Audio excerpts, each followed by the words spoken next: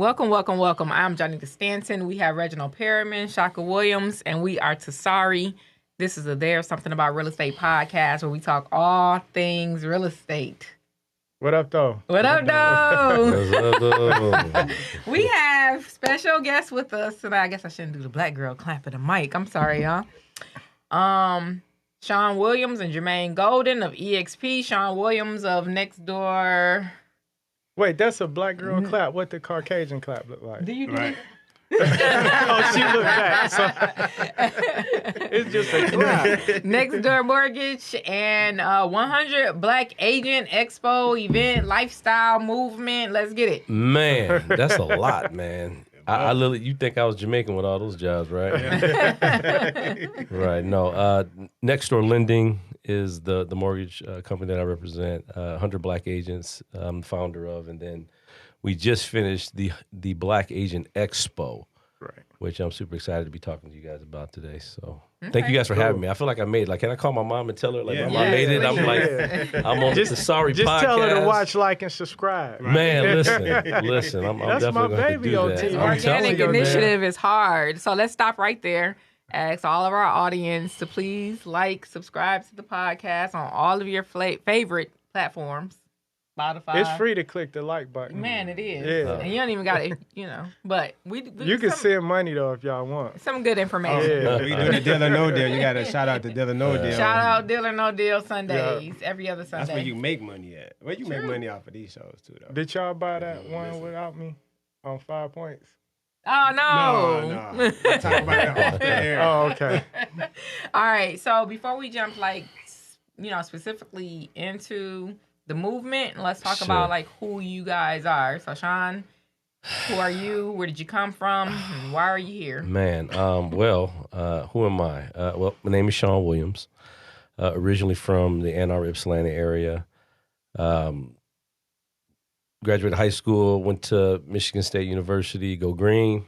Don't have any Spartans in the house. No Spartans in the house. I can't even believe that's possible. Okay. I'm from Ann Arbor, Ypsilanti. So, first of all, how you from our family? It's no Michigan State people in our family. It's just another person, right? So here's the This deal. Is cousin. Okay, all right. Yeah, so that's kind of the inside piece. But no, I went to Belleville High School, and my high school basketball coach was Mike Garland, who ended up going to Michigan State to coach with Tom Izzo.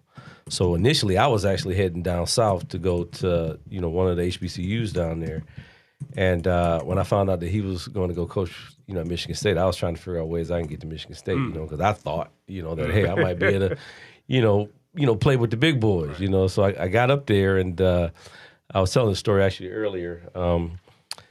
Coach Garland, literally, I asked him, I said, hey, Coach, you don't think about, trying out for the team? And he looked at me and said, Shawn, you're not going to make this team. And I was like, but Coach, what do you mean? Whatever happened to, back in the day, you tell us we can do anything we put our mind to. Right. He was like, well, look, that was high school. You're about to become a grown man now, so I'm just going to give it to you straight, right? So, but what he did do, and I'm thankful because he kind of steered me in the right direction even then. He said, Shawn, what do you really want to do, right? And, long story short, he said, you need to be focused on the business of basketball, right? So, and I didn't really even know that there was a business side to basketball because, coming from, the inner city, at the end of the day, we looking at opportunities to go to the league, what I'm saying? And, right. When you're 12, 13, 14, you think you're going to be 6 foot plus, and I end up topping out at, good 5'9.5". But again, you're working on your game, you're doing things because ultimately you think that that's a dream that's achievable, right? So I get there. He said, Shawn, you need to be focused on the business of basketball. And I think right then, he knew that, I was different in that regard. And so he inspired me actually, to, when I was of age, left school, had an opportunity to apply for the Detroit Pistons, and I ended up, it's a long story to that, but I ended up having an opportunity to work for the Detroit Pistons for about 3.5 years, and that's kind of where I got the start, I guess the real start, where my career kind of started taking off. So, You can't just leave us hanging with, oh, yeah, it's a long story. I work for the Detroit Pistons. Like, I can go in details. I don't know how much time we got here. More. Talk about it. So, I literally the story is kind of in two parts. I went the first time around. I was young, fresh off the advice that my coach had given me, right. And I went in there, got interviewed, and they chewed me up and spit me out, like literally, like that fast, Right. A few years later, I had, gotten another level of business acumen, at that particular point in time, and I reapplied. And it was actually a job fair, and there were so many other companies there. As a matter of fact, I was actually had an interview. It was an on-the-spot interview with Quicken Loans, and I was really excited about maybe joining Quicken Loans. Right. The line for the Detroit Pistons was so long. I was just like, you know what, I'll come back to that later. So at the end of the job fair, there was like 3 people left in the Detroit Pistons line, right. And I walked up to the back of the line, and the guy was like, "Okay, this is the last one after him." So they went through the 3 people, and then finally. The gentleman's name was Jim Lepore. Shout out to Jim Lepore for giving me a start. Jim Lepore, he asked me a few questions, centered around my philosophy around sales, and I shared that with him. And I remember him listening to me, and then he folded his arms kind of like this. He says, I want you to meet, some of the directors. I think that, I want to call you back for a second interview. I go to the second interview, and I nailed it, and I knew I did. And literally when I walked out of the interview, I remember saying this. I told him, I said, here's the deal. I said, I would love an opportunity to work for you guys, but I'll be quite honest with you. There was a lot of, opportunities that I had in talking to some of the other companies that were hiring. So if you're really serious about hiring me, I need you to let me know by, in the next 3 days. Otherwise, right. I'm entertaining some other offers, right? I was that confident walking out of there. And they let me know literally like, the next day, hey, we're going to bring you on. Came on May of 2008, and literally within a few months of me being there, created one of the biggest programs that existed on the WNBA side, right? To put it in perspective, I literally, again, it's my first event, new to the organization, right. and this is really a funny story. I get into the organization, right, not knowing, what's what, right? I sit down in my first kind of introduction meeting. Tom Wilson, the president of Palace Sports Entertainment is in there, all the VPs, so on and so forth. So I'm sitting in this meeting, right? All my colleagues are there, and they say, my director Sarah Daniel, she introduces me, and she goes, everyone, I'd like to introduce, Shawn Williams. Shawn, introduce yourself and tell us about this event that you're planning, right? Because I shared with her kind of my vision and what I wanted to do, with my first event there, right? So I introduced myself. I say, hi, my name is Shawn Williams. Michigan State University, go green. Right. I am, told a little bit of my background. I said I'm actually looking to do my first event called the Back to School Faith and Fun Fest, and I'm looking to bring about 20,000 people in with this event, right? Now, people ask, well, why did you say 20,000, right? I walked into the arena one day, and, I had done a series of events in the past, and I remember thinking, I looked at this certain section in the arena. I said, I bet you I can fill this section with this event, right? I had no idea of the full concept of what the capacity was even of the arena, right? So what I realized that people, like my colleagues, were laughing at me, right? I became like the laughing stock of the Palace at that particular point in time. And I remember like thinking like, why is everybody laughing at me? Like why is, how did I become the joke just, starting out? Well, fast forward, we had a staff meeting inside the arena again. I asked my director, I said, Sarah, I said, what is the capacity of this whole arena? And she said, 23,000. And literally, I realized in that moment that I had stuck my foot in my mouth. And I'm like, oh my God, like that's why everybody is laughing, this, that, and the other. Like, there's no way in the world I could fill this arena up, my first time around. But long story short, I literally, just went in my quiet place and got locked in. And long story short, I literally filled up that section that I thought that I could fill. Right.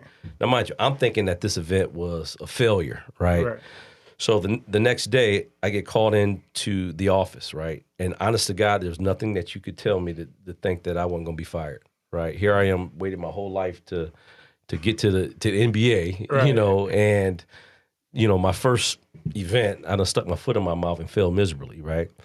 So I get into the office, and my director was in there and a few other, executive vice presidents, and we're sitting there, and they're like, Shawn, we want to talk to you about your event yesterday. And I said, okay. And they were getting ready to start talking about it. And they say, well, before we go into it, how do you think you did? And all I could point out was all the things that I felt could have gone better, right? Right. And so I started telling them, like, this went wrong. I could have done better at this. And then one of the guys in the background just starts cracking up laughing. And he's like, okay, I can't take it anymore. They said, Shawn, we actually thought the event was amazing. And I'm like, really? Right. And they're absolutely, they said at the end of the day, you're new to the organization. I mean, we really could have been a better support for you.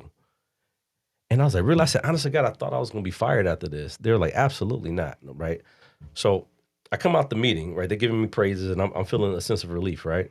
I come out the office, and some of my coworkers are asking, how did your meeting go? And I was like, they actually thought it was great. And they're like, you didn't think so? And I was like, man, I'm looking at all the things that could have, gone better. And I honestly thought I was going to get fired. He takes me over to the computer. He said, Shawn, let me just show you your numbers in comparison to everyone else's. That one event that I did, this is my first event, 2.5 months into the organization. That one event that I did, literally, my numbers were top what they did for the whole season. I did in one event. Wow. Okay. So that, was kind of how I got my start. And then from there, it was just trying to, they wanted to make sure I wasn't, they stopped laughing at me, but they wanted to make sure I wasn't a one-hit wonder, after that. And I was able to continue to do some other significant things, during my time at the NBA. And that's kind of where, I feel like everything has kind of led me, to the place where I'm at today. The next door Linden. Yeah, Yep. yeah.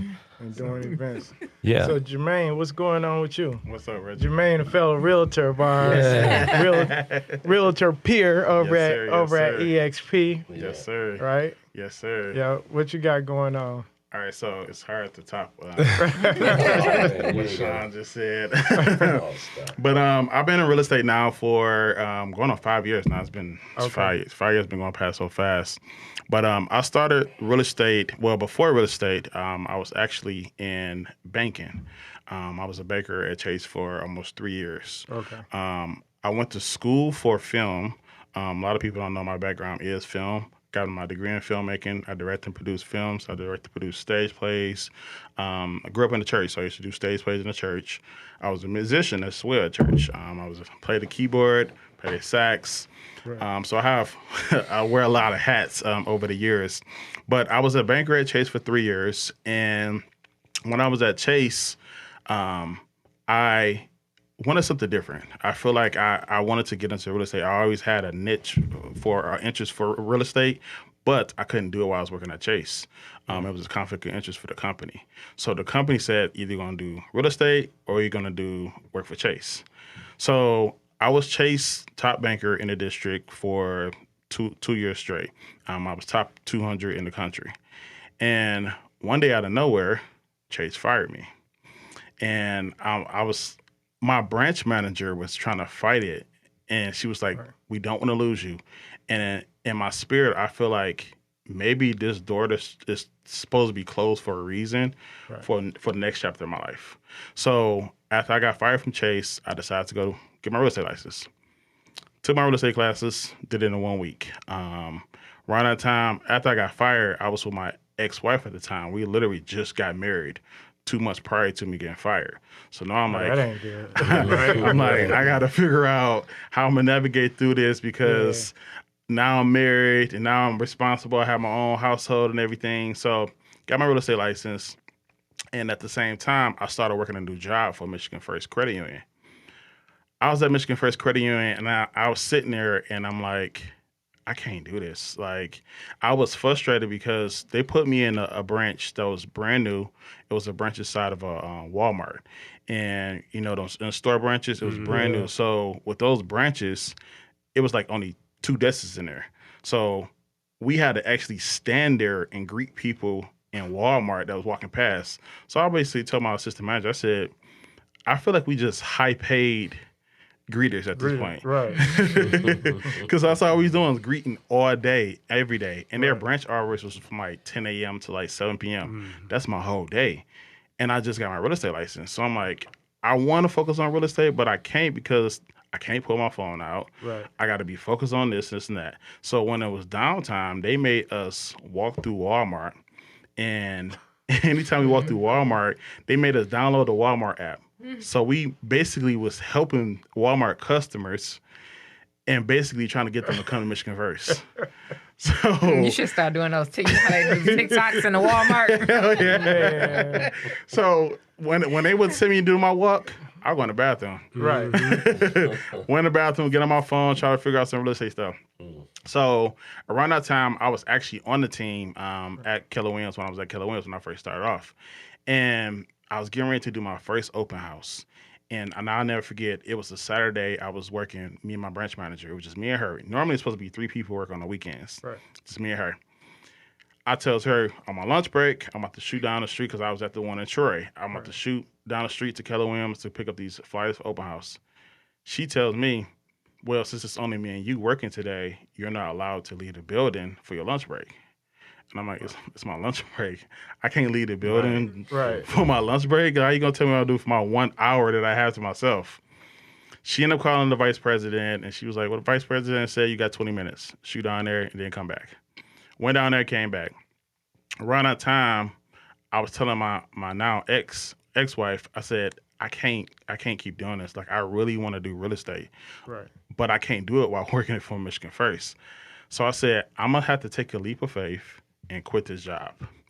So the same week I was looking to quit my job, the branch manager and the vice president called me in the office. They said, we want to talk to you. I get to the office. They was like, we feel like you put real estate before the company, and we expect for all our employees to put the company first. So the vice president asked me, do you put us first? I told him no. Came out, right? Absolutely not. Like, no. So he tells me, well, I wasn't expecting that answer. I'm not going to lie to you. Like, why do you feel like I'm going to put y'all first? So then he tells me, it sounds like you got some soul searching to do. Yep. The next day, I put my 2-week notice in. Right. Yes. This you did your 2-week notice. You should go back and recruit Look, I them. didn't. They'll be in your downline. We got to say crazy Jermaine's story though, because Jermaine coming back. Oh, We gotta say his story. I mean, but it's such a good story because it just speaks to maybe like your character and who you actually are. I mean, I can't tell you the number of times that I was sitting in front of somebody saying, do you really want this job? And I'm like, I'm here, ain't I? No, I just want the money till I get Like, on my feet. bruh, like, Yeah, and that's how it is. Like, Yeah. I'm just here temporarily, and I never forget. So when I was getting ready to finish my 2 weeks out, Right. it was my last week there. The vice president came up to me and he was like, "You know, real estate is hard, and if you ever want to come back, you can come back." Mm-hmm. And I stuck to me, and I'm like, I ain't never coming back. I'm never I'm coming like prison. Hey, what? If you ever want to come If I do come back, it ain't gonna be here. I'm never coming back. And I was determined. I said, I refuse to ever clock in for somebody else. Right. I'm going to grind it out. And after I quit my job, I was grinding.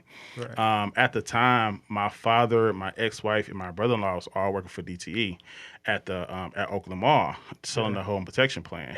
And they can make their own hours. Right. So I'm like, I might as well work with them. I can make my own hours when I feel like I want to work. Yeah. And then on the weekends, what I was doing, every Friday night, Saturday night, and Sunday night, I was driving for Uber. Right. So anybody got in my car, get in a real estate car. Yeah. When I was at the mall, you get in a real estate car. So Right. I was doing ways to build my brand and build my name. Right. And it took me 6 months to close my first deal, but during those 6 months, I took the necessary steps to learn the industry, Right. study on everything, in and out of everything. I never forget my very first client. I still work with him to this day. He was in California. He was an investor looking to buy in Detroit, and he said, "I'm looking for an experienced agent in Detroit. Are you that?" I said, "No, I'm not." I said, I'm a brand new agent. I said, "But I'm willing to learn. Whatever I don't know, I will find the answer. Right. And he was like, I love your confidence. I want to work with you.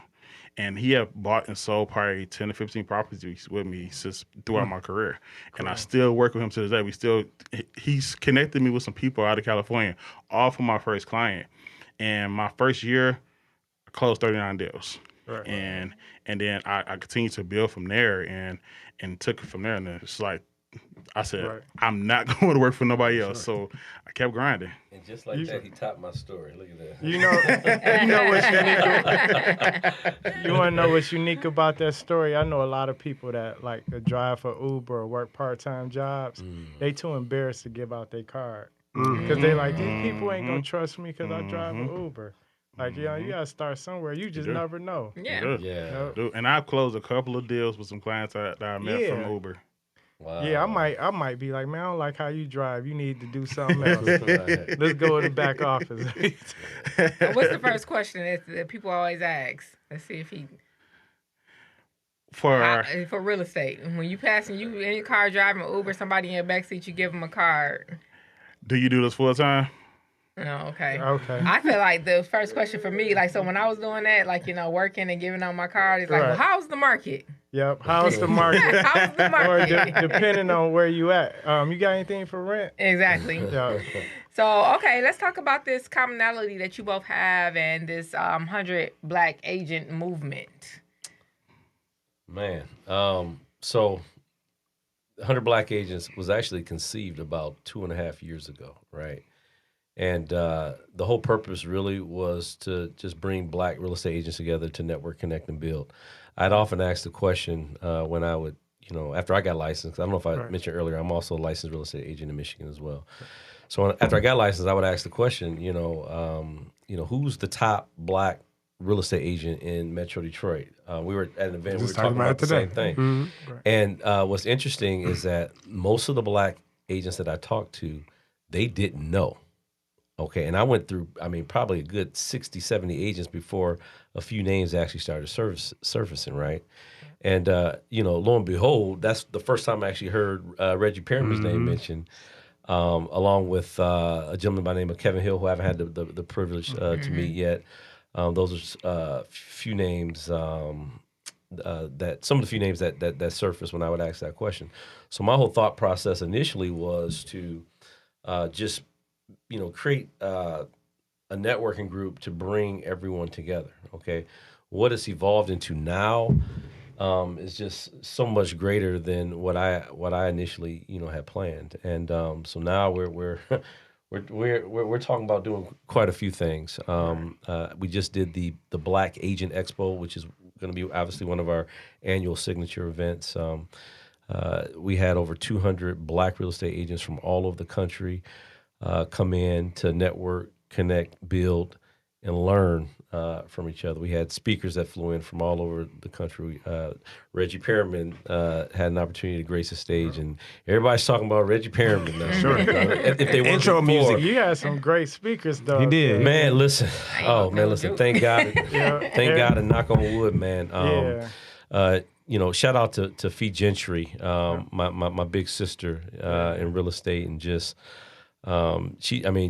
met her literally about 3 years ago where we first connected, and I kind of shared my vision with her again. I kind of resurfaced in her life and said, hey, Fee, I got this idea I want to work with you on, and shared the vision with her, and we locked hands, and she was responsible for bringing some of the speakers out of state that were part of her network, and obviously I wanted to make an impact locally. So I reached out to, some of the movers and shakers I felt were moving the needle here in Metro Detroit, and reached out to Jewel Tankard, who, she was kind of a last minute addition. But what's crazy about this whole thing, man, is that just how organically everything came together, man. There was some opposition, and I think anytime you're doing something good, there's always going to be opposition, and it's something that I kind of had to learn, even through this this experience as well. But just everything came together so organically. Believe it or not, I met Jermaine kind of in the process of doing this event, and and through Jermaine, I met you, and Right. and you know, like just how we've grown so incredibly close in a short amount of time, man. Just everyone, you know, seeing the vision and locking arms, and you know, we're on a path, I think, to create something that's special and that's going to impact a lot of people, not just here, you know, in Michigan, but I think throughout the country, you know. Cool. But in short, the goal of 100 Black Agents is to get 100 Black agents, ultimately in every state, with the purpose of network connecting and building. Right. You know, I leave it up to the people to decide what they're going to build. I think when you really don't know what you can build until all the parts are in place, right? So I think that, you know, if we all come together, we lay out our gifts all out on the table, then we can decide what it is that we can build. So that's kind of the goal. And you know, there's some big things that are you know, on the horizon that we're working on. Some things we can't talk about just yet, Right. but Reggie, you'll be. I'll say it this way: we'll drop the dime on the TSARE podcast, and we'll get the word out for sure. But we're finalizing up on some stuff over the next few weeks. Okay. And yeah, so we're excited. But it's a game changer. Yeah. Like checkmate. So look, I had this question. I met with Shawn. We have been talking about this for the last couple years. That's right. And everything. Yeah. That's right. So to see everything come to life was, you know, pretty awesome. Okay. But I asked this question. I said, "Do you guys remember the Black Expo? Yeah. Yeah. Like it used to be all over the country, different states. Some of Yeah. the major ones that I attended was like in Indianapolis with Yeah. like DJ Kid Capri. Yep. And you know what's funny? She at the event, Janita asked me that, and at first I didn't know what she was talking about. Then I remember when I was young, because my family reunions were in Indiana, and I was too young to go. But we would be in Kokomo, Indiana, and all my older cousins would be shooting to Indianapolis Right. for the Black Black Expo. Yeah. And I was like, but see, I never had an opportunity to go. Right. But you know, But I feel like that's what we need to ultimately turn the 100 Black Agent Expo into, is like this place where everybody's coming, and then you got like some high name DJ, kind of like how they do some of the family I I reunions. tell you what, You get Snoop Dogg or something. Listen. if you're gonna help me do it, let's do it. Like, look, the harvest is plenty, but the laborers are few. You gotta get some sponsorship for Man, all I that. know. but see, here's the thing: is this though, and this goes back to, you know, my experience with the Pistons. Like I did all that stuff. Yeah, Like I mean, right. like even for the first event, we had the largest appraisal management company in the United States. Right. One of my sponsors. Shout out to Class Valuations. Right. Okay. We had United Wholesale Mortgage. Right. I mean, the number Right. one lender Yeah. in the country. Right. Okay. Sponsoring the first Right. Black Agent Expo, right? That's- You know, shout out to Title Solutions. I mean, you know, Yeah. our Right. title sponsor. Who am I forgetting? 100 Black Agents, of course. But Right. long story short, I mean, on our very first one, we were able to do this. Going back to my experience working with the Pistons, these are some of the things that I did, generating and developing sponsorships and things of that nature, whatever. So it's crazy because all these experiences have kind of come full circle, and I'm able to use all these gifts now, things that I've picked up, you know, over my career, Right. and convert all, you know, this into the real estate mortgage industry now. So I'm super excited about what lies ahead. You know what I like most about the event? So like, you know, we have NARAB. Yep. It's a conference, but then each like franchise have their own conferences. Yeah. But I like this because it wasn't like brand bias. It wasn't specific to any franchise. Yeah. And then the independent brokerages can come and network and learn Everybody. some things. Yes. Yeah. So usually when you get like a board of realtors or like NARAP or any of those, to put something on like this, you got to go through all the red tape, and they got their directors and you know all of that. Yeah, but trust me. certain sponsors you can't use and that type of thing. So this was a little bit more. It was more open to where you can say, okay, I want this speaker, I want this speaker, I want this sponsor, and line it all up. You know, it's funny that you mentioned that, and you know, shout out to my NARAP, you know, brothers and sisters. I actually am a member of NARAP as well, but. Can y'all tell people? I tell people all the time, we're on this podcast, a room full of realtors. No one knows what NARAB is. Listen, listen. So here's It's the real thing. estate jargon. It stands for National Association of Real Estate Brokers. And I'll be honest with you, like I didn't know what NARAB was before December myself. Okay, but I had an opportunity to actually go to the midwinter conference back in February this year, right? Right. And I'll be honest, I was blown away by, again, this was my first real estate conference that I had gone to outside of EXPCon. And but to see so many black folk around the country that's doing it big, like to me was like an eye opener. Like I fell in love with, just the whole concept of what was there. And I've met some lifelong, connections and relationships, through that conference. So, but let me give them a history lesson real quick. Yeah. So before like the 60s, black people couldn't even be realtors. Mm-hmm. Yeah. Right. So NARAB was formed for pretty much minority brokers. Yep.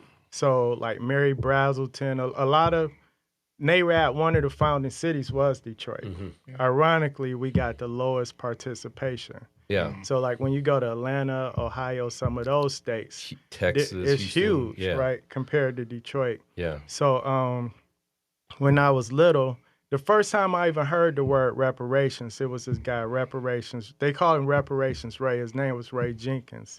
He was actually a real estate broker. Yeah. But if you look up like Michigan Citizens papers and all of that, he was like in USA Today.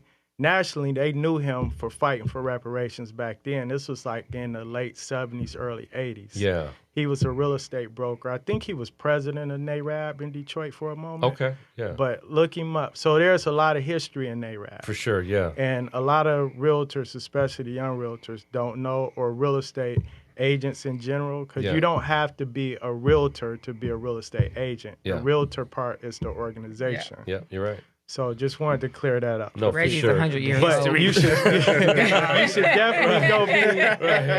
go be a member I of just went to two NARAB. conferences and I ain't learned that much. In the two conferences I went to. I didn't know about it until you told me about NARAB. Right, and see, that's the thing is that like, See, that's sad, kind of sad, because the impact, like when we were in the REO market and Fannie Mae and Freddie Mac was giving out contracts, they used to go to NARAB conferences because they wanted to give business to minorities.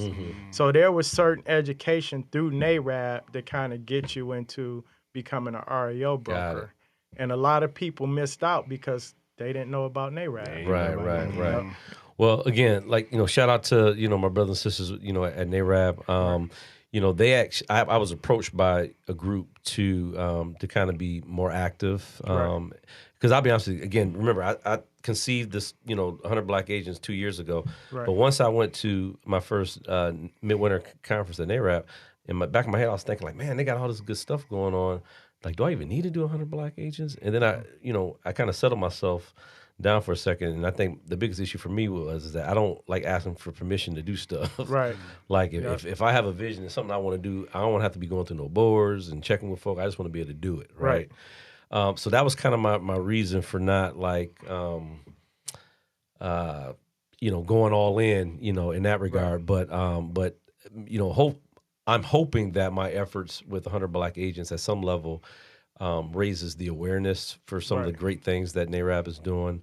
And one of my goals is to, bring, 25, Black agents to the national conference because they're doing a lot of stuff that I know personally I'm never going to touch. Right. And, there's no point in me reinventing the wheel. Exactly. It's all about partnerships and collaborations. Yep. So shout out to, the local committee who, have embraced me like their little brother. Yeah. And they represented, at the event, and they're super proud of what what we all did, collectively. I don't want to take the credit. So just looking forward to building and collaborating with everybody, man. Right. So. Look, I was going to ask what you want to leave the people with, but I feel like you told us. What's that? What you wanted to leave the audience with. We about to wrap this up? We are. What? You know what? This is what I will. So we'll go another couple minutes. What are y'all doing? It goes really quick. Clearly. But you and I, we sat down in your office, and I was like, that really stuck with me. You talked about some passions and some pathways and where you were income-wise, like you've taken a step back because you feel like you have like a calling. Yeah. It's more than just like the money. It is like it is. It's kind of one of those things where, and we had a conversation about this earlier, Jermaine and I. Money is obviously important, but I think when you're called, when you feel like you're called to do something, money is no longer an issue at that point. I mean, at that point, for me, it's just about fulfilling, the mandate that I believe God has for my life, right? And I have a passion for people, and I just want to see people succeed. If there's anything that I can do to help people succeed, that's what I want to do. To be quite honest with you, and I was sharing this earlier, like I'm honest to God, I'm the least qualified person in this room when it comes to real estate. Okay, I've been licensed for 3.5 years, but again, you can go look up my numbers, and you'll probably find nothing. Okay, and contrary to what most people believe, I didn't get my real estate license to sell real estate. I got my license to have access to the industry. Right. And having that access has created a lot of opportunities. I believe that God uses the most insignificant people to do the most significant things. He doesn't call the qualified; he qualifies the called. Yep. And that's what I believe. Where I'm at. I mean, if you go back to my Pistons days, like I used to, feel what's the word I'm looking for? I used to feel insecure. Right. Because I was the only one on my, team that didn't have a degree. I went to Michigan State, but I didn't graduate. Right. Right. And you didn't tell us that part. I didn't tell you that part. Yeah. I used to be ashamed of it, but now I'm not. You know what I'm saying? Because here's the thing: is that even there, I was to a large degree I wasn't qualified. Right. Okay. I take that back. I wasn't certified. Right. Okay. But I was definitely qualified. Right. Okay. And I look at the things that I did there. Yeah, I didn't have my degree, and I was the only one in my department that didn't have a degree. But yet, I created programs that still haven't been beat to this day. Right. You see what I'm saying? Because again, God doesn't call the qualified; He qualifies the called. Wait, hold on. Bars. Somebody told me that like 2 weeks ago. I've been saying it ever since. Yeah, I'll put that on a song. Yeah, no, for sure, man. But I'm excited, man. I'm grateful. I think after the event, I might have called Reggie about 4 or 5 times to thank him. And people were asking me, they're like Shawn, have you taken a moment to soak in the success of the event? And I said, no. I said, I'm just so filled with gratitude. Like, I got to tell everybody. I had to get the thank yous out. How many times I call you, Jermaine? Well, you call me 5 times a day anyway. That's true. Hey, so for the event, I know there's people there recording it. Yes. Is it going to be any video up? Official video, not just the camera phone stuff. No. So when is this going to air? Because in a few weeks. Okay, all right. Yeah. I'm gonna go ahead and drop the gem on this. Actually, it's gonna air today. Bars. That's what we today. What? Named it. You're gonna drop the bars on this. Yeah. Oh, okay. All right. So look, here's the gem. Okay. So the bars. Right. So we are doing. Okay. And I kind of need to. We need to make sure we line this up properly, right? Okay. Okay. If you can envision this, we got about 7.5 hours of footage. Okay. We're gonna cut that footage up. And we're going to cut it up into maybe about 45 minutes worth of footage. Okay. I'm renting out the Imagine Theater. Right. Okay. We're going to do a red carpet premiere event, Black Agent Expo, the movie. Yes. Oh, man. Right. You understand what I'm saying? Yeah. So, and we're going to bring the same sponsors out. Some of the speakers that, grace the stage are going to, come back for that event. So that's a TSARE exclusive outside of the 100 Black agents. Jermaine knows. No, he my manager now. Oh, is that right? I'm trying to make it into a movie. Yeah. I want to make sure I'm on the road. And listen, I got you. And you got to come, man, because it's featuring the Reggie Perry. Oh, man. You know what I'm saying? So make sure I get the back end on I got you. Make sure you get the points. Right. So that's nice. So that's the exclusive. And again, we're looking, it's 325 seats. We're looking to fill it up. And this time I'm going to open it up not just to real estate agents, but just real estate professionals in general. So cool. So we're excited about that. That's kind of the next event. We're looking late October. I'm just working with the film crew, trying to get the film team together. Man, you can probably help me with that now that you just dropped your resume. Yeah. All right. Nah, you knew that. I didn't know that, but I forgot. So. All right. So, Jermaine, did you have any last words for us? Because we got to do our wrap it up thing. Okay. No, I think Shawn covered everything. I mean, I'm excited about what we building with 100 Black Agents. When I first met Shawn, his vision for it was aligned up with my vision. I feel like God aligned me and him at the perfect time because me and him met each other through Justin Ford. And come to find out, my spiritual mentor was his spiritual mentor. That was kind of deep. That's how. Shout out to Joe Rock. Yeah. Wow. So, now that's a story. That's Yeah. crazy. Joe Rock saved my life. Yeah. Like I'd be just getting out of prison right now if it wasn't for Joe Rock. Wow. He came into my life when I was 15 years old. We kind of found that out together, whatever. Yep, So yep. there's definitely a spiritual connection For between sure. me and this Definitely. brother. So Definitely. So yeah, I'm excited about everything. I mean, Shawn covered everything. All right. TSARE co-host, what y'all got? That's It's it. a wrap. That's a wrap. That's a wrap. All right. It's a wrap. Oh, wait. Y'all did not tell these people where to find these men. Oh, I'm sorry. Jermaine, gotta where bring can Jermaine we back. find where You can can we find me you? on Facebook, Jermaine Golden, and my Instagram is Mr. Golden Realtor. Shawn? And you can find me at Detroit Mortgage Guy, and be sure to follow 100 Black Agents on Instagram. Let's go. That's a wrap. All right. Well,